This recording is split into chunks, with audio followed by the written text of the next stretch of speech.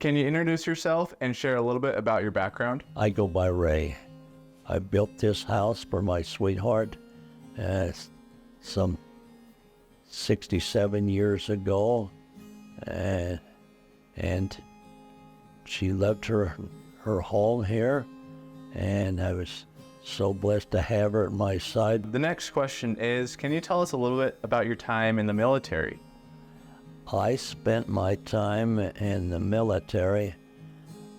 What I did is I had been to a school to go to work out at Hillfield, an aircraft welding school, and the government sponsored it. And it was at Weaver College. I got through it that we went out there, and I was out there for just a few weeks, and we were working night shift, and of course it was all of us that were 18 years old or older, and when are you going to get drafted, and I did not want to go carrying a rifle and in the mud and stuff, so I decided to see what I could do with the Army Air Corps, and they told me if I enlisted, I would get the school that I would choosing to go to. So that's what I did. Can you share a little bit about your journey with hospice care from Applegate? Oh yes, I've been. It was last October, the end of October. I had a minor couple of strokes. You can tell by how I talk.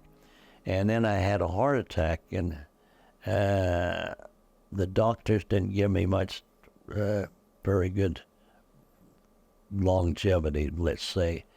And they started talking, and names were put around, and my son and his wife, her mother had experience with the Applegate, and the nurse for Applegate, Annette Wood, a wonderful delight of a person if there ever was one. She was immense intimate. She had also been my wife's hospice nurse when she passed away. So we looked into that, and that's how I got hooked up and started. And I have been treated lovely. That's all you can say.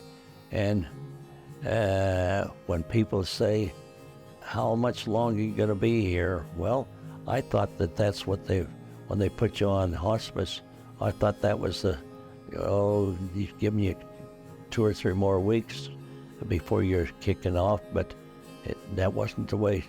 That's not how Annette put it. She says, I'll just take care of her, and we'll just take it as it is. The doctor's in charge, is in charge, so don't worry about it.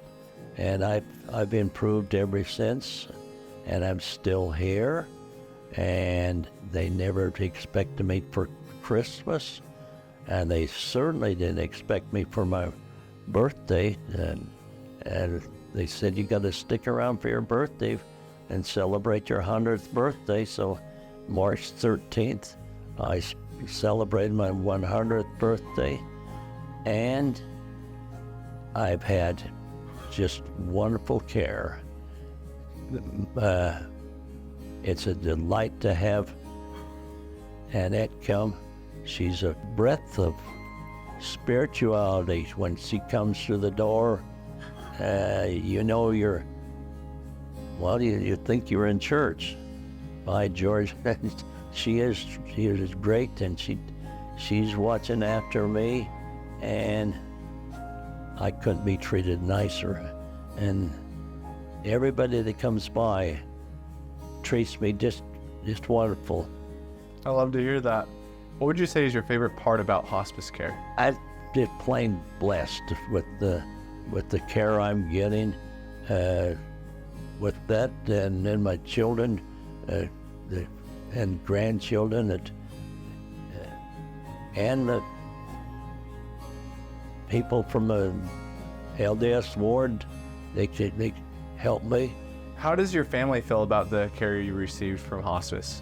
Well, they seem to be very pleased because, well, of course, Randy and Jan, and Jan's mother was taken care of by them. She lived out in West Point, but they're very pleased at how she was cared for. So, what can you say? If you're getting taken care of and you're treated